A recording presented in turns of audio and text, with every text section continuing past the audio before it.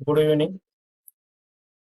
मी संशोधक विद्यार्थी सानप गोकुळ नामदेव.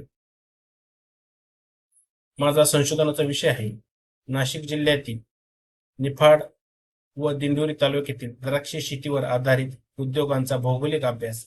माझे मार्गदर्शक प्राध्यापक डॉक्टर संतोष बुरकुल, मिलिंद कला महाविद्यालय, भूगोल विभाग प्रमुख, छत्रपती संभाजीनगर. डॉक्टर बाबासाहेब आंबेडकर मराठवाडा विद्यापीठ, Chhatrapati Sambhajinagar, PhD course work 2024. या अंतर्गत सामाजिक शास्त्र या विषयात सेमिनार विषय आहे माझा नाशिक जिल्ह्यातील द्राक्ष उत्पादन व उद्योगांचा भौगोलिक अभ्यास. प्रस्तावना. नाशिक जिल्ह्यामध्ये मोठ्या प्रमाणामध्ये द्राक्ष उत्पादन घेतलं जातं. तसेच अलीकडच्या काळामध्ये गारपीट असेल किंवा अवकाळी पाऊस असेल यामुळे मोठ्या प्रमाणामध्ये द्राक्ष उत्पादक शेतकऱ्यांना वेगवेगळ्या समस्यांना सामोरं जावं लागत आहे. त्यामुळेच मी माझ्या संशोधनासाठी हा विषय निवडलेला आहे. नाशिक जिल्ह्यामध्ये मोठ्या प्रमाणामध्ये द्राक्षाचं पीक घेतलं जातंय. तसेच नाशिक फळे असतील, भाजीपाला असतील या बाबतीतही अग्रेसर असा नाशिक जिल्हा आहे. नाशिक जिल्ह्यात द्राक्ष, डाळिंब, ऊस, कांदा, भाजीपाला यांचे उत्पादन मोठ्या प्रमाणात होते. त्यामध्ये द्राक्ष हे महत्वाचे फळबागायत पीक आहे. महाराष्ट्राचा केलपूर्णे म्हणून ओळखल्या जाणाऱ्या नाशिक जिल्ह्यात निफाड तालुक्यात अर्थव्यवस्था पूर्णपणे द्राक्षावर अवलंबून आहे. द्राक्ष पीक हे नाशिक जिल्ह्याचे वरदानच ठरले आहे. राज्याच्या कृषी अर्थव्यवस्थेत महत्वाची भूमिका बजावते. आंतरराष्ट्रीय व्यापार व परकीय चलन मिळवण्याच्या दृष्टीने महाराष्ट्राचा एकूण द्राक्ष उत्पादनापैकी 64.4% उत्पादन नाशिक जिल्ह्यात होते. भारताची मध्य वाईन उद्योगाची राजधानी सुद्धा म्हणून नाशिकची ओळख आपल्याला दिसून येते. नाशिक जिल्ह्यामध्ये प्रथम वाईन उद्योगाची स्थापना 1999 मध्ये झाली. महाराष्ट्रात औद्योगिक वसाहत अंतर्गत MIDC अंतर्गत महाराष्ट्रामध्ये 2 वाईन पार्क सुरू करण्यात आले. त्यामध्ये एक सांगली जिल्ह्यातील पलसू कडेगाव व नाशिक जिल्ह्यातील विंचूर या ठिकाणी दुसरा वाईन पार्क उभारण्यात आला. गेल्या काही वर्षभरापासून द्राक्ष शेती करणाऱ्या शेतकऱ्यांना अवकाळी पाऊस, वारा, गारपीट या समस्यांना सामोरे जावे लागत आहे. तसेच वाईन उद्योगात अनेक अडचणी असल्याचे आपल्याला दिसून येतात. यामध्ये मोठे वाईन व्यावसायिक असतील किंवा छोटे वाईन व्यावसायिक असतील यांची स्पर्धा किंवा बाजारपेठेचा अभाव असेल किंवा शेतकरी व वाईन उद्योग किंवा व्यवसाय यांच्यातील दुफळी निर्माण झाल्याचे काही आपल्याला समस्या यामध्ये दिसून येतात. त्यामुळे बारकाईने अभ्यास करून कशा प्रकारे द्राक्ष शेती व वाईन उद्योगाला नवभरारी देता येईल हाच या मागचा संशोधनाचा मुख्य उद्देश आहे. नाशिक जिल्ह्याचा विचार केला तर नाशिक जिल्ह्याचा अक्षांश व रेखांश अंतर हे नाशिक जिल्हा 18.33 मिनिटे 18 डिग्री पॉईंट. नाशिक जिल्ह्याचा अक्षांश विस्तार बघितला तर 18.33 मिनिटे 20.53 डिग्री उत्तर अक्षांश ते 53.16 डिग्री ते 75.16 डिग्री पूर्व रेखांश दरम्यान आहे. समुद्र सपाटीपासून 565 मीटर उंचीवरील महाराष्ट्रातील उत्तर पश्चिम भागामध्ये स्थित आहे. कारण सुरगाणा, पेठ किंवा इगतपुरीचे हवामान कोकणासारखे आहे.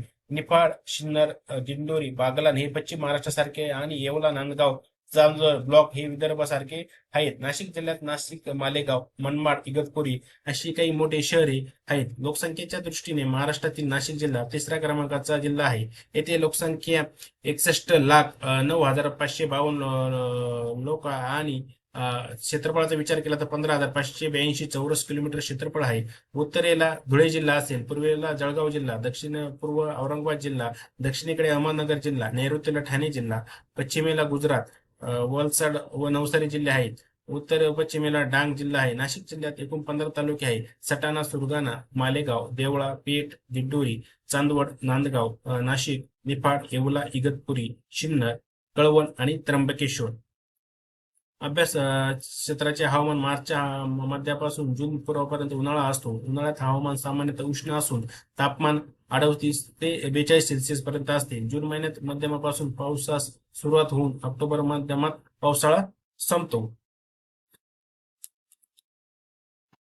हा नाशिक जिल्ह्याचा मॅप आहे. यामध्ये महाराष्ट्राच्या पश्चिमेला उत्तर पूर्व भागामध्ये नाशिक जिल्ह्याचं लोकेशन आहे. यामध्ये 15 तालुके आहेत. या सुरगाणा, कळवण, सटाणा, मालेगाव, देवळा, नांदगाव, येवला, निफाड, सिन्नर, इगतपुरी, नाशिक, त्र्यंबक, पेठ आणि दिंडोरी ह्या जिल्ह्यांचा समावेश होतो. मोठ्या प्रमाणामध्ये निफाड व दिंडोरी यामध्ये जिल्ह्याच्या एकूण 60% द्राक्ष उत्पादन यामध्ये घेतले जाते. तर नाशिक आपण हवामान बघितलं तो दिवसा उबदार व रात्री थंड असं हवामान नाशिक जिल्ह्यामध्ये असतं. नाशिकमध्ये द्राक्षासाठी आदर्श तापमान श्रेणी आहे. दिवसाची सरासरी तापमान 26 अंश सेल्सिअसच्या आसपास असते, तर रात्री 7 ते 8 सेल्सिअस पर्यंत थंड असतात. तापमानातील हा फरक द्राक्षाच्या विकासासाठी आणि गुणवत्तेसाठी महत्वपूर्ण आहे. कमी आर्द्रता प्रदेशात तुलनेत कमी आर्द्रता आहे, त्यामुळे द्राक्षाच्या वेलींना हानी पोहोचवणाऱ्या बुरशीजन्य रोगांना धोका कमी होतो. जमीन किंवा किंवा माती. नाशिकचा भूप्रदेश हा 610 ते 630 मीटर पर्यंतच्या उंचच्या टेकड्याद्वारे वैशिष्ट्यीकृत आहे. हा उत्तर असलेला भूभाग चांगल्या निचरा होण्याचा प्रोत्साहन देतो. द्राक्षाच्या मुळांना हानी पोहोचवणाऱ्या पाणी साचण्यास प्रतिबंध करते. लाल लॅटराइट माती. नाशिकमध्ये प्रबळ मातीचा प्रकार लॅटराइट आहे, जो उत्कृष्ट निचरा गुणधर्मासाठी ओळखला जातो. या व्यतिरिक्त मातीचे रसायनशास्त्र सामान्यतः द्राक्षाच्या आरोग्यासाठी योग्य आहे. निफाड व दिंडोरी हे 2 तालुके नाशिक द्राक्ष उत्पादनात केंद्र आहे. जिल्ह्याच्या एकूण उत्पादनापैकी अंदाजे 80% या 2 तालुक्यांचा वाटा आहे. इतर उत्पादक क्षेत्र कळवण असेल, पेठ असेल किंवा इगतपुरी, सिन्नर, येवला, नांदगाव, सटाणा, सुरगाणा, मालेगाव, चांदवड आणि नाशिक तालुक्यामध्ये मोठ्या छोट्या प्रमाणात काही अंश द्राक्ष पीक आपल्याला घेताना दिसून येते. उद्योग आणि वायनरी. नाशिकमध्ये 52हून अधिक कार्यरत असणारे वायनरी आहेत. त्यामध्ये विशेषतः वाईन उत्पन्नासाठी द्राक्षावर प्रक्रिया केली जाते. वाईन द्राक्षाच्या वेलीखाली क्षेत्र अंदाजे 8,000 एकर आहे. भौगोलिक संकेत जीआय टॅग. नाशिकला द्राक्ष आणि नाशिक व्हॅली वाईन या दोघांना प्रतिष्ठित जीआय टॅग देण्यात आलेला आहे, जो प्रदेशाच्या भूगोलाद्वारे प्रदान केलेला अद्वितीय वैशिष्ट्यांची ओळख आहे. मनुका असेल. नाशिक हे मनुका विशेषतः जम्बो ब्लॅक सीडलेस जातीचे प्रमुख उत्पादक आहेत. जिल्ह्यात राष्ट्रीय निर्यातीमध्ये महत्वाचं योगदान असलेले बेदाणे क्लस्टर सुद्धा मोठ्या प्रमाणात आपल्याला दिसून येते. नाशिकमध्ये द्राक्षाचा भौगोलिक अभ्यास खोलवर जाण्यासाठी येथे काही अतिरिक्त मुद्दे आहेत. विचार हवामान परिवर्तित असेल. नाशिकचे हवामान अनुकूल असले तरी हवामानातील चढ उतार आव्हाने निर्माण होत आहेत. फुलांच्या किंवा कापणीच्या वेळी अवकाळी पाऊस किंवा तापमानाच्या परिणामात उत्पन्नावर किंवा गुणवत्तेवर सुद्धा परिणाम होतो. पाणी व्यवस्थापन. कमी वार्षिक पर्जन्यासह द्राक्ष लागवडीस कार्यक्षम पाणी व्यवस्थापन पद्धती महत्वपूर्ण आहेत. ठिबक सिंचनासारखी तंत्रे पाण्याचा इष्टमय वापर सुनिश्चित करतात आणि अपव्यय कमी करतात. मातीचे आरोग्य. शाश्वत द्राक्ष उत्पन्नासाठी दीर्घकाळ मातीचे आरोग्य राखणे आवश्यक आहे. पीक फिरवणे किंवा सेंद्रिय पदार्थ जोडणे यासारख्या पद्धती जमिनीची सुपीकता किंवा निचरा राखण्यात मदत करतात. द्राक्ष जातीचे मॅपिंग. भौगोलिक माहिती प्रणाली जीआयचा वापर करून संशोधक नाशिकच्या विविध सूक्ष्म हवामानात विविध द्राक्षाच्या वाणांचे वितरण मॅप करू शकतात. हे विशिष्ट द्राक्ष प्रकारासाठी योग्य क्षेत्र ओळखण्यात आणि उत्पादन धोरणे अनुकूल करण्यात मदत करू शकते. उत्पन्न मॅपिंग. स्थानिक माहितीसह उत्पन्न डेटाचे विश्लेषण केल्याने सातत्याने उंच किंवा कमी उत्पादन असलेली क्षेत्रे उघड होऊ शकतात. या माहितीचा उपयोग फरकाची संभाव्य कारणे ओळखण्यासाठी आणि एकूण उत्पन्न व्यवस्थापन सुधारण्यासाठी केला जाऊ शकतो.